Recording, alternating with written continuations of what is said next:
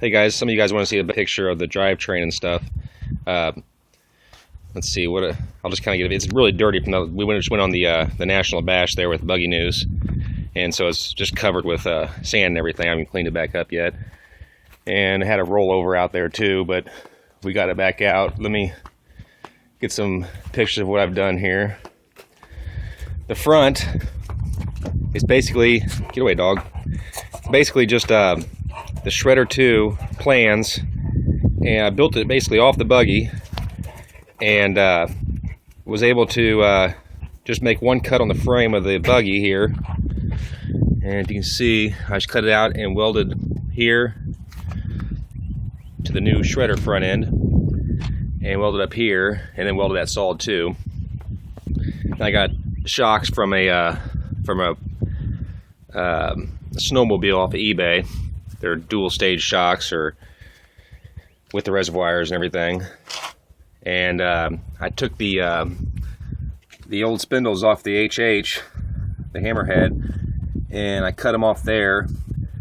And this is part of the plans on the Shredder 2. I just adapted it to my own hubs, so I'd have brakes and everything. For the steering, I didn't have to do a whole lot. I just got a Yerf Dog steering shaft.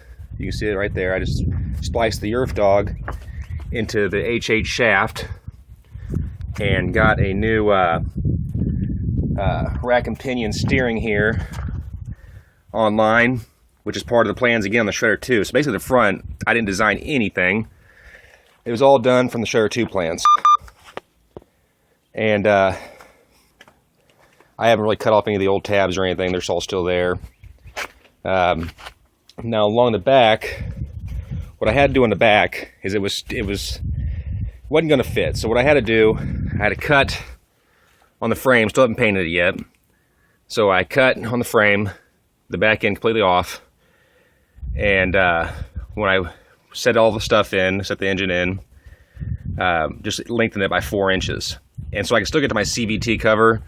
I went ahead and put these in so I can remove the side and get to that on each side right there, just on this one side. The cover's off because I broke a belt, which I'm about ready to break this one too, because in the rollover, it kind of messed up one of my motor mounts right here, and it bent my motor mount out, so my engine is slightly off from the rear clutch.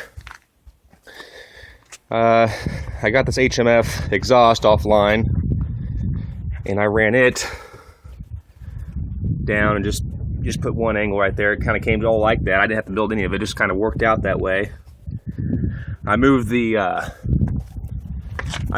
brake rotor up onto the transmission, and then mounted the caliper up there, so I have a trans brake now instead of underneath on the axle, because I had to move the rear bottom sprocket over from where it was originally located to where the rotor used to sit. And to make all this work without a jack shaft, I had a friend of mine, his name's Rich, he might be on the forums too.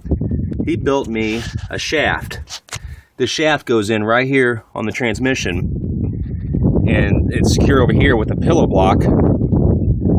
And on that pillow block, I installed everything I needed on there.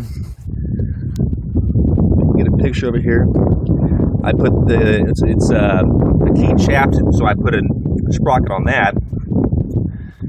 For the chain tensioner, I just used an idler chain or idler sprocket. That's all I used for the chain tensioner. Again, nothing's painted yet. And mounted the oil cooler right there. It's pretty much out of the way. As you can see, holding to the side here, I'm not going to hit anything with it. I shouldn't anyways. With all that done, I had no room for the radiator, so I moved the radiator up top, like the joiners. I don't like it there, but I was going to try to save some room in the cargo area, but it turns out I don't really have any room in the cargo area anyways, so I might have been able to mount it down here and back a little lower. It might be a future project. And let's see what else. I haven't hooked up the shift linkage yet. It's right here. For right now, I just reach over here and just push it back to go reverse, and pull it forward to go forward. eventually I'm going to get a push-pull cable, hook that up. Front end's working great. The only downsides I've got so far is I'm starting, either during the rollover or just from all the power that's has now, I'm starting to kind of bend my my rear swing arms. They're tilting in. Still drivable, but I just don't like the way it tilts in. I don't know if you can see it if I move back. The passenger side tilts in a lot more than the driver's side, so I'm going to have to tweak those back out and box them in and see if that helps out. And also I need to up my shocks a little bit. They're got a lot more weight back there, and I'm not a light guy either, so I had another friend, Rich, gave me some front shocks off his joiner that he's not going to use. And he says they're way stiffer, so I'm going to try those out. I'm not sure they're stiffer than the rear of the HH or not, but I'm going to try those out and see if that works a little better. And of course I got a beer holder. It's a must mod.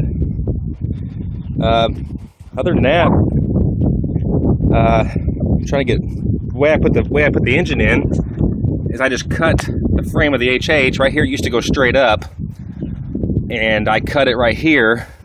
Used parts off that I didn't use, made an angle here so it can go the rest of the way up, and just brought it back out 4 inches. It really wasn't that hard. In fact, putting the engine in was easier, way easier than anything else I've done. And just used the regular cradle from the scrambler, put a couple angles down here for it to set on, welded those in, and I really don't know of anything I would do different now that I've done it. There's nothing really I would do different.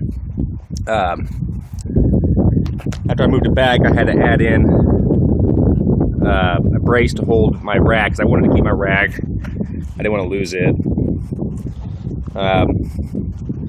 That's about it.